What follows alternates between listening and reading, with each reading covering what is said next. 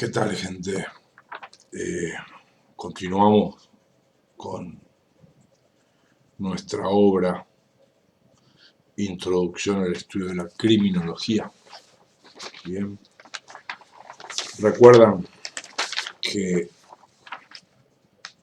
vimos en el capítulo primero, titulado La criminología, en el capítulo segundo, breve presentación de las principales escuelas criminológicas, en el capítulo tercero, bases históricas del saber criminológico, el capítulo cuarto, el positivismo criminológico, el capítulo 5, el surgimiento de la sociología criminal, el capítulo sexto, psicología criminal, me prometieron una sorpresa para este capítulo.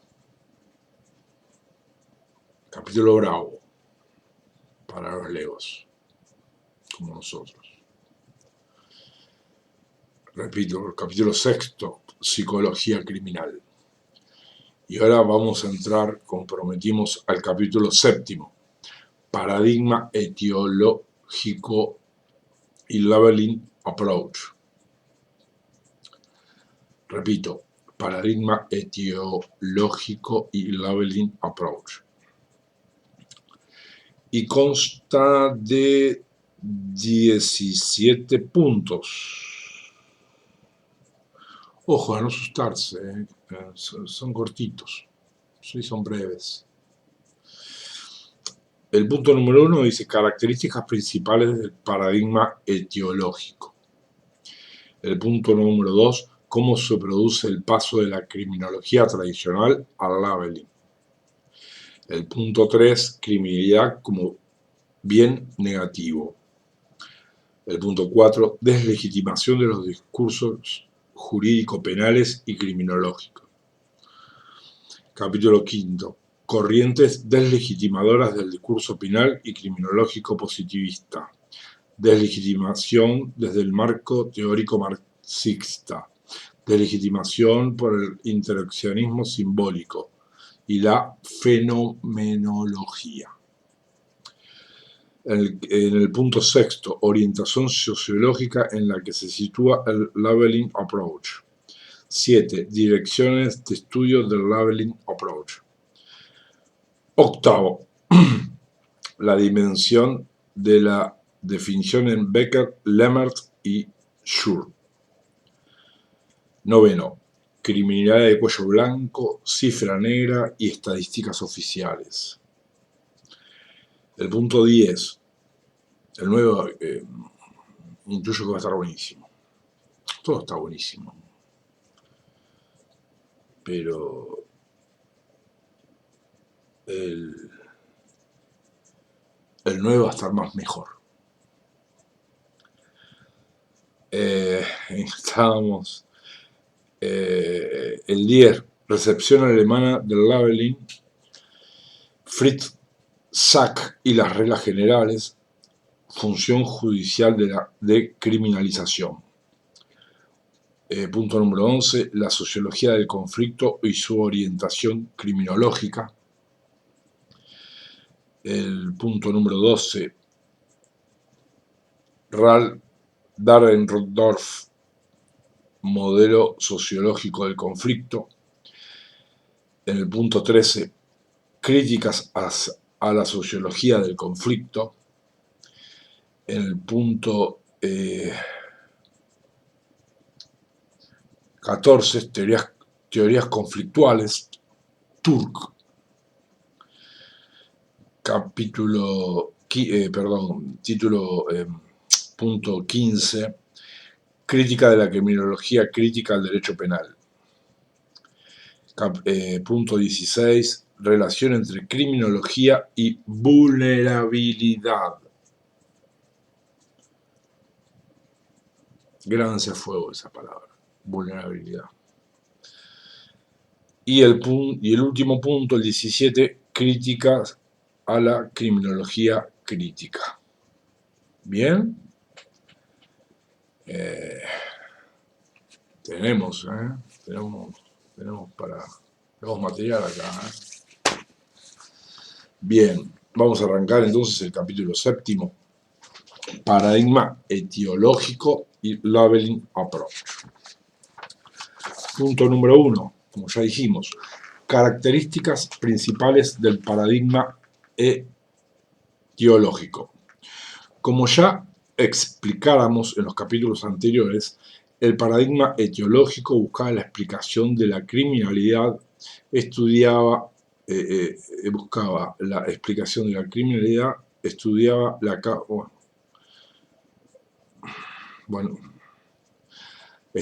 causa de tales datos, independientemente de los procesos de definición partiendo de las causas de la misma, como un dato ontológico y la criminología, reacción social y del derecho penal. A ver, releemos un poco este párrafo, se los propongo. Como ya explicáramos en los capítulos anteriores, el paradigma etiológico buscaba la explicación de la criminalidad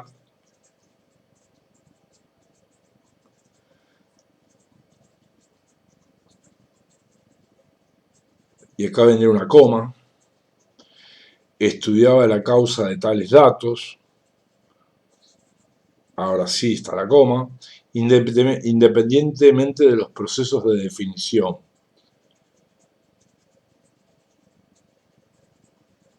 Coma, partiendo de las causas de la misma. Acá hay una especie de error. Como un dato ontológico, coma, y la criminología, reacción social y del derecho penal.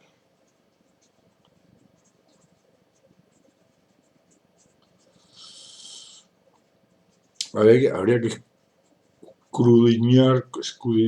escudriñar un poco mejor este párrafo, ¿no?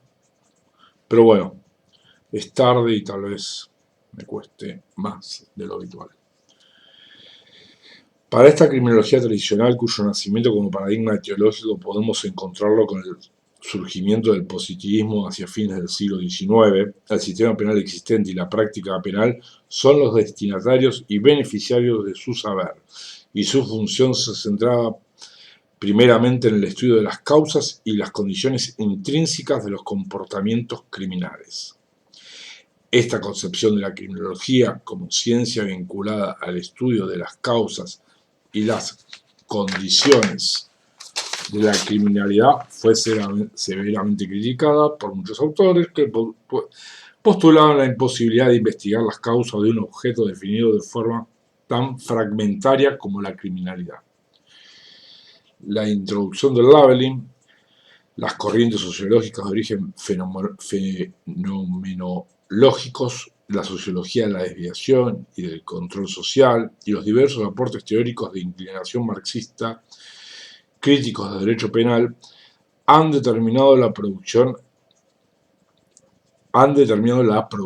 en la criminología contemporánea de un cambio de paradigma, mediante el cual los mecanismos de definición y reacción social ocupan un lugar central en cuanto a objeto de investigación criminológica. Repito esto, mediante el cual los mecanismos de definición y reacción social ocupan un lugar central en cuanto a objeto de investigación criminológica. Se dio paso así a un nuevo paradigma, llamado de la reacción social o del labeling approach.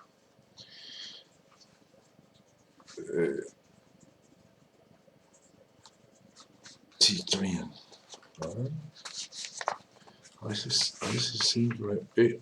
A veces entro en ciertas dudas respecto a algunas cuestiones.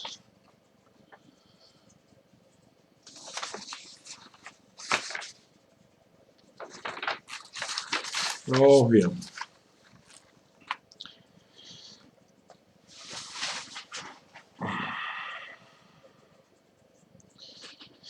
se dio paso así a un nuevo paradigma llamado de reacción social o de labeling approach, que se desprendió del estudio de las causas de los comportamientos criminales, paradigma etiológico, y se centró tanto en el estudio de los procesos y mecanismos por los cuales, en una sociedad dada, las etiquetas de criminal, las etiquetas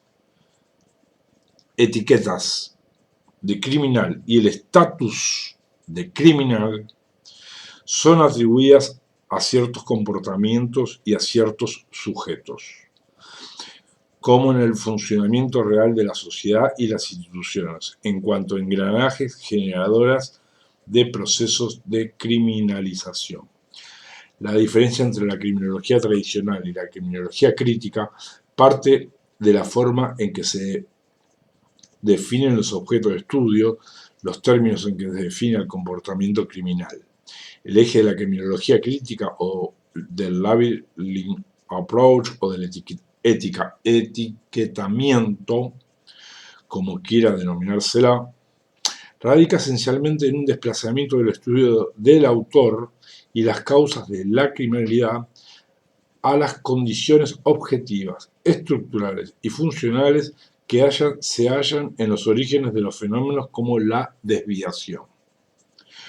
Como podemos percatarnos que una determinada corriente, ¿cómo podemos percatarnos que una determinada corriente teórica puede enrolarse dentro de lo que se denomina labeling approach o etiquetamiento?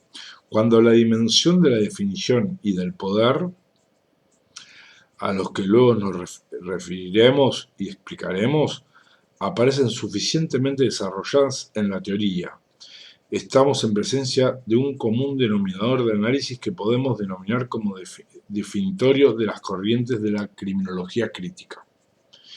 Otra diferencia sustancial de estas teorías con la criminología tradicional es que el labeling hace un análisis crítico de la forma en que el sistema penal define a ciertos comportamientos como criminales, a diferencia de la criminología tradicional que estudiaba el sistema penal de forma tal que la convertía a ella misma en una instancia del sistema y no en una teoría científica que se elevara sobre el sistema.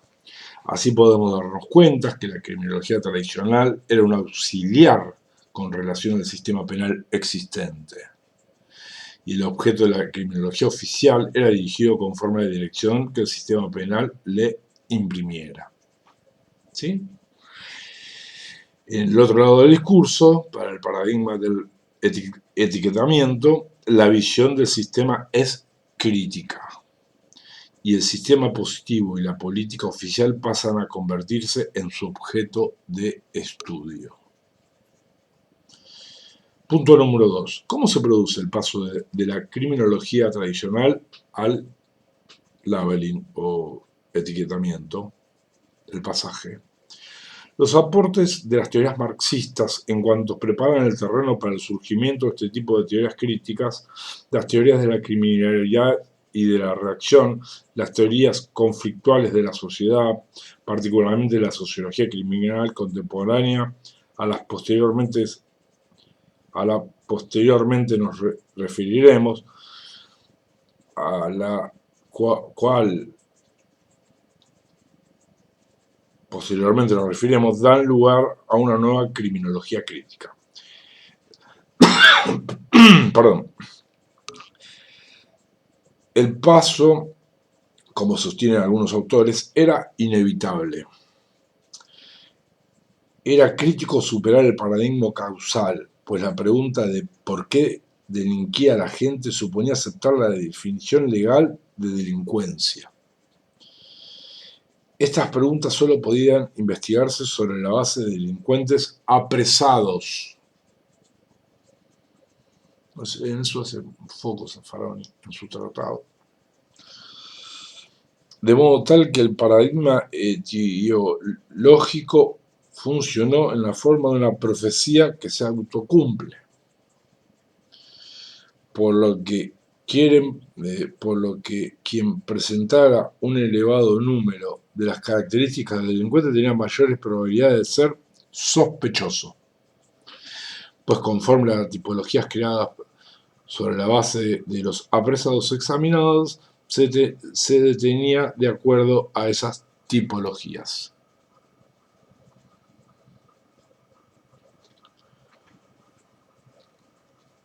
No sé si cambió algo. Me pregunto, nada más. Este tipo de explicación de la criminalidad en algunos supuestos no era capaz de encontrar las causas del delito, como por ejemplo en la llamada criminalidad de cuello blanco, y al mismo tiempo que demostraba su incapacidad de avance en cuanto a forma de conocimiento y de generación de soluciones. Tal proceso fue paulatino y luego se fue desarrollando a medida que los estudios fueron demostrando la falta de utilidad de este tipo de posturas racistas positivistas, estudios entre los que pueden también destacarse, los llevados adelante en Alemania por autores vinculados con las teorías del etiquetamiento o labeling. El punto número 3, como prometimos, criminalidad como bien negativo. Las diferencias con la criminalidad tradicional pueden analizarse desde dos puntos de vista. A diferencia del enfoque biopsicológico de la criminología crítica estudia el comportamiento desviado y pone en evidencia la reacción que éste tiene con los mecanismos sociales de definición de comportamientos y el antagonismo entre grupo e individuos que ocupan distintos lugares en la sociedad. Por el otro lado, y probablemente el más importante, la criminología crítica, como se dijera, se posiciona por sobre el sistema, ¿sí? Cambiando su punto de vista, lo que entiendo que, por lo que dijimos recién, un apéndice del sistema, y ahora se coloca sobre el sistema. Cambiando su punto de vista, indicando al sistema penal y a las instituciones como objeto de su estudio y análisis.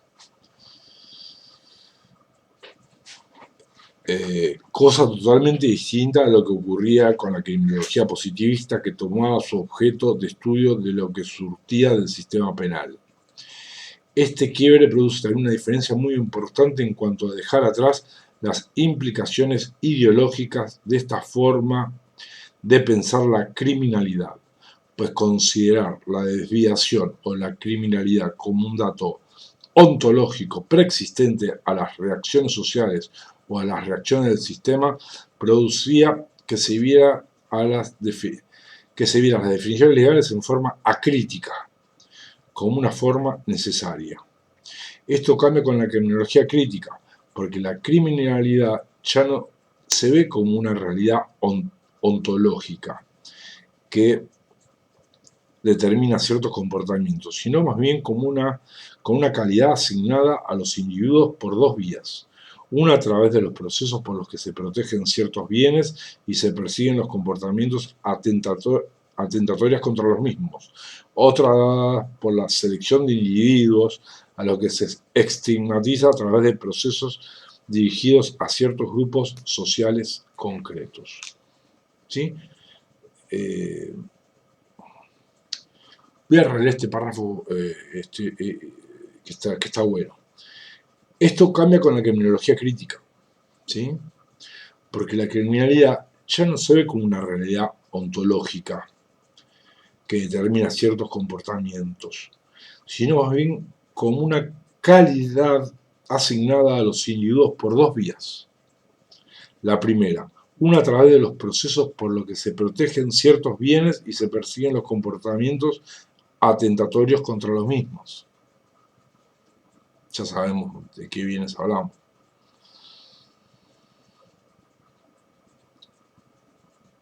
Y fue generoso,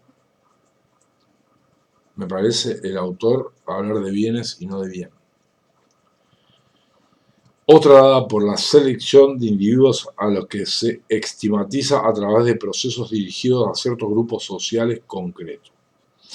la criminalidad es un bien negativo, distribuido a ciertas personas y grupos conforme a un sistema socioeconómico y político de poder que se basa en la desigualdad social de los individuos y los grupos. Se basa en la desigualdad social de los individuos y los grupos. El punto 4, la deslegitimación de los discursos jurídico-penales y criminológicos. La deslegitimación y la conciencia y la consiguiente pérdida de credibilidad del discurso jurídico penal y de la eficacia del funcionamiento de los sistemas penales se fueron gestando a través de un proceso en el que las realidades del funcionamiento del mismo lo desenmascaraban como creación ilusoria. El discurso jurídico penal sustentó su legitimidad en creaciones teóricas tales como la existencia de un contrato social. ¿Se acuerdan cuando les dije yo no firmé nada? A partir del cual los habitantes cedieron una parte de su libertad y de tal forma se llegaba, entre otras cosas, a crear un sistema basado en la existencia de un piso común de valores socialmente aceptados, cuya transgresión provocaría la reacción punitiva. También se blandió, que hace tanto que no leo este verbo, es hermoso.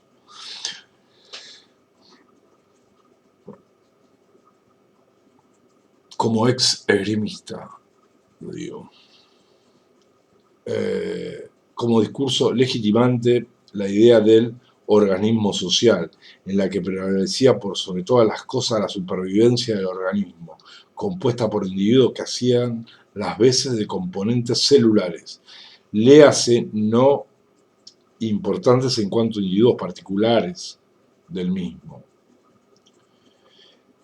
El peligro que conllevaba la violación de normas generalmente aceptadas en el caso del sistema basado en la ficción contractual o el desgarro de las hebras constitutivas del tejido social armónicamente constituido como organismo social, fertilizaba las posibilidades de caer en el antiguo estado de naturaleza, anterior a la construcción de la sociedad. El punto 5, ¿cómo se titula? Corrientes deslegitimadoras del discurso penal y criminológico positivista. Deslegitimación del marco teórico marxista. A ver si estamos haciendo las cosas bien. Sí, estamos haciendo las cosas más o menos bien. Sin tener la intención de acotar en este trabajo las ideas impulsadas por el pensamiento marxista, cuestión a la que no aspiramos, sí podemos afirmar que el marxismo como tal partió de deslegitimar no solo el funcionamiento del derecho penal, sino de toda la sociedad capitalista en general, y también del derecho en particular.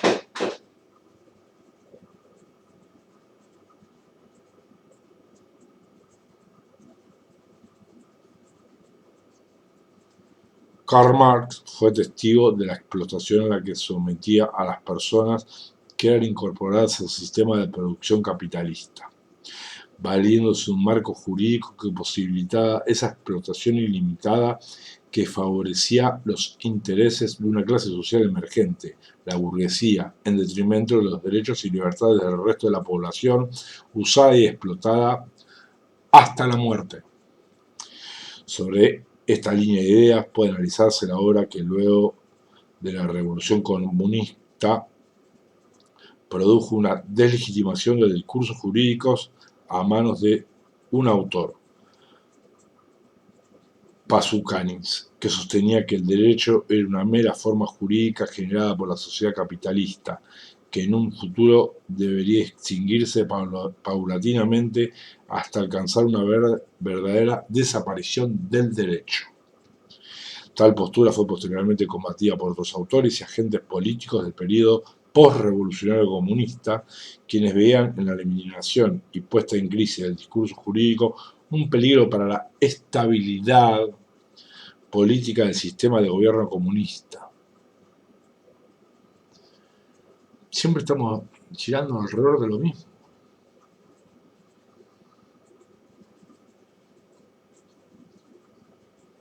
De mantener el status quo.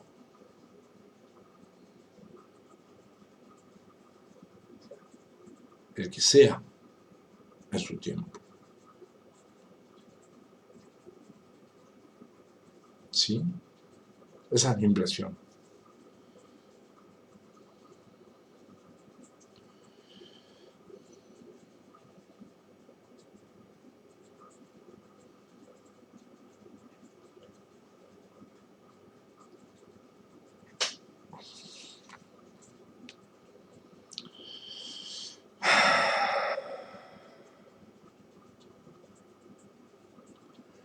El status quo, ¿sí? Es un ente definido como todo lo que es,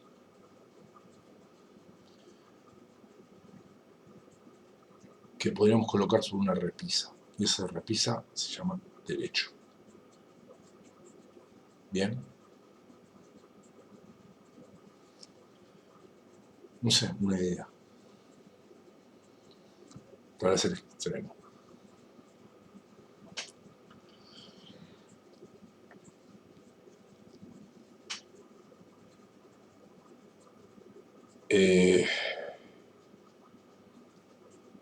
Y puedo fundamentar, creo que más o menos bien, lo que acabo de decir, pero no lo voy a hacer en esta oportunidad. A ver, como gente, el discurso, un peligro para la seriedad política del sistema de gobierno comunismo, por el cual no tuvieron otro remedio que calificar este tipo de posturas críticas como la Pasucanis, como enemigas del proletariado y del régimen soviético, con lo que se entró en un nuevo proceso de legitimación del sistema penal a través de un discurso solo tendiente a mantener la cuota de poder de la clase política entonces dominante. Otra de las críticas sobre el funcionamiento del sistema penal, dirigida abiertamente hacia las respuestas sociales generadas por la cárcel, fue emprendida a través de la llamada Escuela de Frankfurt. Esta dirige una acertada crítica sobre el funcionamiento de los sistemas carcelarios y la estigmatización que provocan sobre los sujetos sometidos al encierro, sosteniendo que el mismo, además de ser selectivo de las clases sociales más desfavorecidas, opera en relación directa con el sistema de producción del mercado de trabajo en el cual se enmarque. Similar posición adoptada por Pasucanis es sostenida por Richard Kinney, autor que sostiene que el desarrollo histórico y el funcionamiento de la sociedad capitalista son la base sobre la cual pueden estudiarse el fenómeno del delito, sosteniendo al mismo tiempo que el derecho penal como signo expresivo del capitalismo desaparecería con el fin de este tipo de sistema económico, momento en el cual pasaría a ocupar su lugar el socialismo. Otros estudios comprendidos por Kinney pusieron en evidencia la exorbitante cifra que arrojaba el costo de funcionamiento del sistema penal. Su obra tiende a aproximarse a posturas de tipo abolicionista, propugnando una hipotética extinción del sistema penal, aunque no aclara acabadamente sobre el proceso y la forma en que se produciría tal resultado.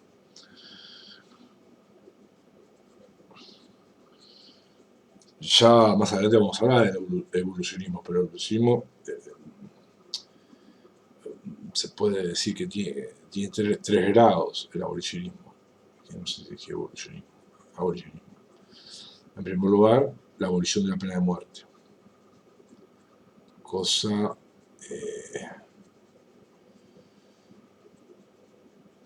en la que se podría decir que está triunfando. ¿sí? Segundo, violación de la prisión. Violación de la prisión, perdón. Abolición o extinción de la pena de prisión. Nada. Y por último, la extinción, eliminación, desaparición del sistema represivo. Una postura delegitimante realmente valiosa, sobre todo para lo que serían las investigaciones de la criminología crítica en nuestro continente, está dada por el llamado minimalismo de Alessandro Baratta. Baratta era un fenómeno. Baratta explica que la deslegitimación del sistema penal se produce a través del aporte de variadas corrientes teóricas, principalmente de corte sociológico, que se encargaron de negar el supuesto cumplimiento de los principios basamentales del paradigma etiológico y que él define como los principios de legitimidad del bien y del mal, de culpabilidad, de la prevención, de la igualdad, del interés social y del delito natural. El planteo de Baratta, que comparte la crítica del derecho penal realizada desde el abolicionismo, entiende, sin embargo, que es necesaria una política intermedia, capaz de ser defendida en la actualidad, reclamando un derecho penal mínimo, limitado por principios legales, personales y con la mirada puesta en la defensa de los derechos humanos.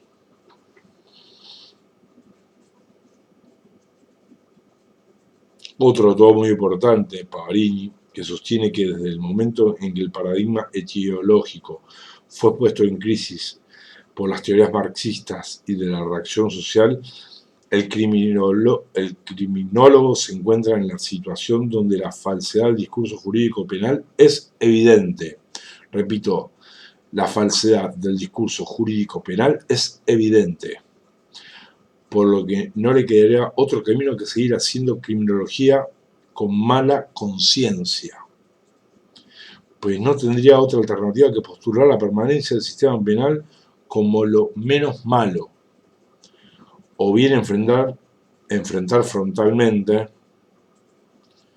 no me gusta mucho esa expresión, pero bueno,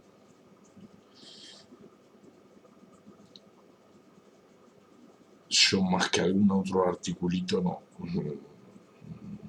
publiqué nada, así que al poder, enfrentar frontalmente al poder, lo cual ve como algo no fácilmente practicable, habida cuenta de poder llegarse de esa forma a la implementación de un movimiento más de tipo político crítico que científico. Sin lugar a duda que dentro de lo que podríamos reseñar en esta breve recopilación, excelente recopilación, ¿sí?, del camino de aquellas teorías que contribuyeron al proceso del desenmascaramiento del ejercicio del poder del sistema penal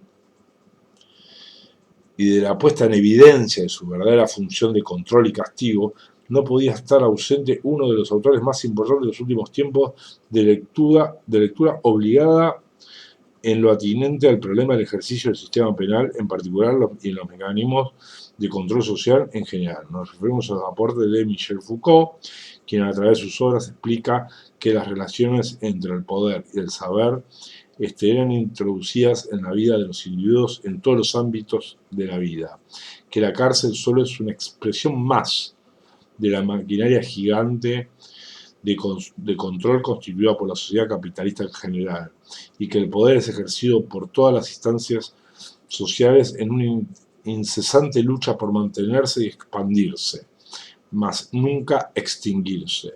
Foucault no solo deslegitima en su discurso al sistema penal, sino a todo el sistema social en general y fundamentalmente a las manifestaciones del saber de las mismas.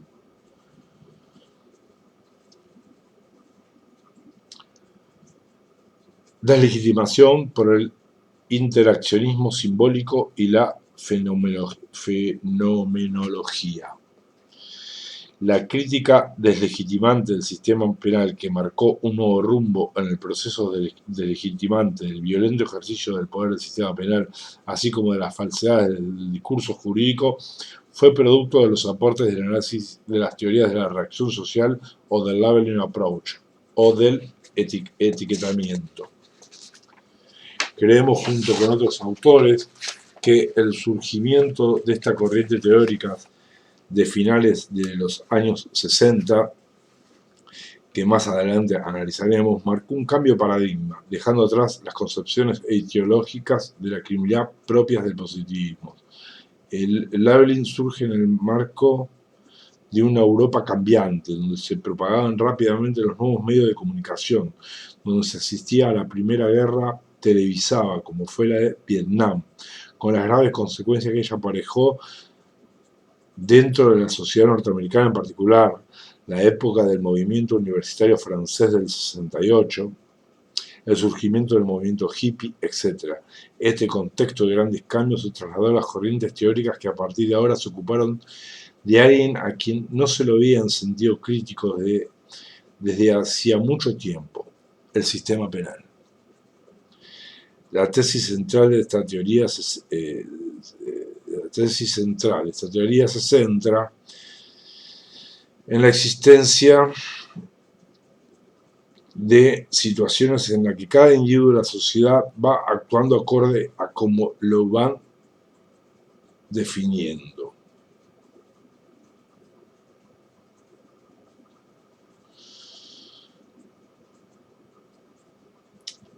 La tesis central de esta teoría se centra en la existencia de situaciones en las que cada individuo de la sociedad va actuando acorde a cómo lo van definiendo, y a partir de ahí va ocupando los roles donde los demás lo van ubicando, tanto las relaciones sociales comunes, entendiendo por tales aquellas donde no intervienen agentes de poder institucional, relaciones no institucionalizadas, como las relaciones sociales donde sí intervienen agencias del sistema penal, relaciones institucionalizadas. Van creando procesos específicos de producción y reproducción de roles, de etiquetamiento de sujetos conforme a sus comportamientos y posiciones sociales, los que a partir de esa asignación pasan a desempeñar en forma consciente o inconsciente el rol que les fuera socialmente asignado. Así, todo el sistema penal actuaría como un sistema de producción y reforzamiento de roles, entre los que se encontraría el rol del criminal o del delincuente. Me hace acordar un gran filósofo, no sé si fue Sartre.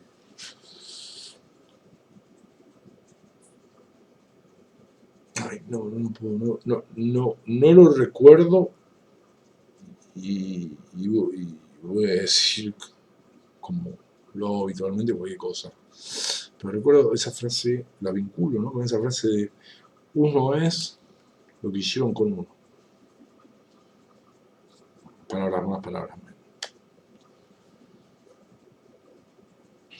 Ya les voy a decir quién fue el filósofo. Y eran de los de la primera línea. El principal vuelco paradigmático provocado por los aportes de esta teoría tiene lugar en cuanto muestra la actuación del sistema penal como agente productor y reproductor de la delincuencia.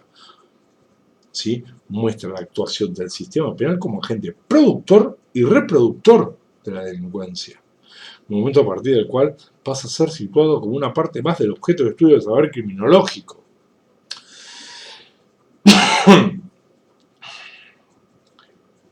Es muy interesante todo esto. Repito, son los laberintos borgianos.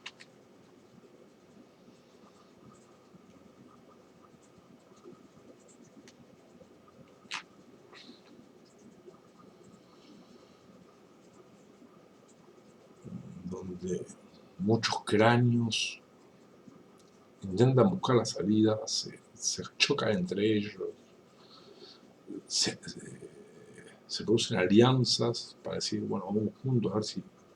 Y no. Qué sé yo. Dado que la energía de reacción social propicia ciertamente comentar el discurso penal, pues situarse en el crítico.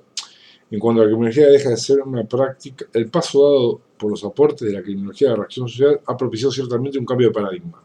En cuanto a la criminología deja de ser un área de comportamiento legitimante del sistema penal, complementando el discurso penal, pues al situarse como análisis crítico de los procesos de producción de delincuencia. El sistema penal produce delincuencia. Provoca la inclusión de los sistemas penales dentro de un universo de investigación científica, enmarcándolo en los límites de su objeto de estudio.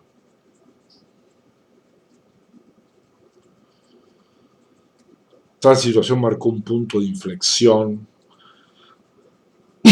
de los tantos que venimos viendo, pues más allá de las críticas que puedan oponérsele a esta teoría, lo cierto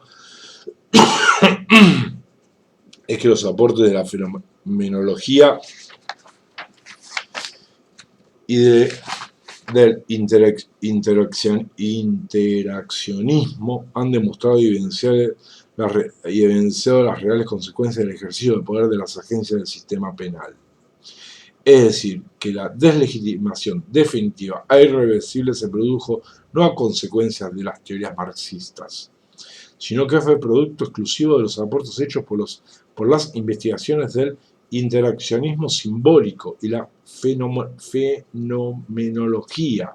El marxismo, si bien nació delegitimante,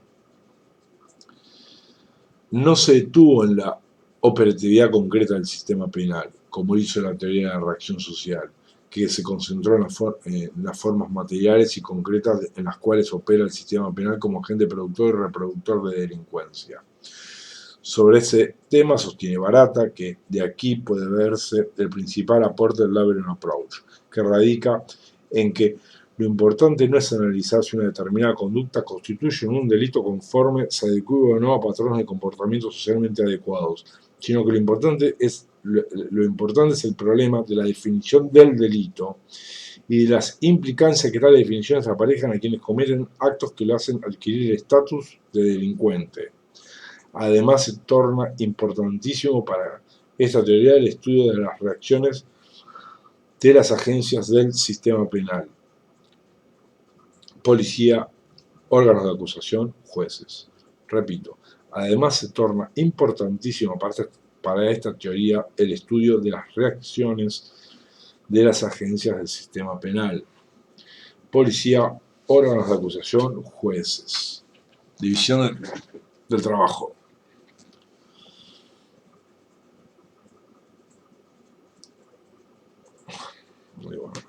Y los efectos de la reacción como proceso de asignación de etiquetas a los individuos en criminología crítica y crítica del derecho penal, obra citada. Se nos hizo un poquito largo esta primera parte de este capítulo. El próximo punto es el punto número 6. Orientación sociológica en la que se sitúa el labeling approach.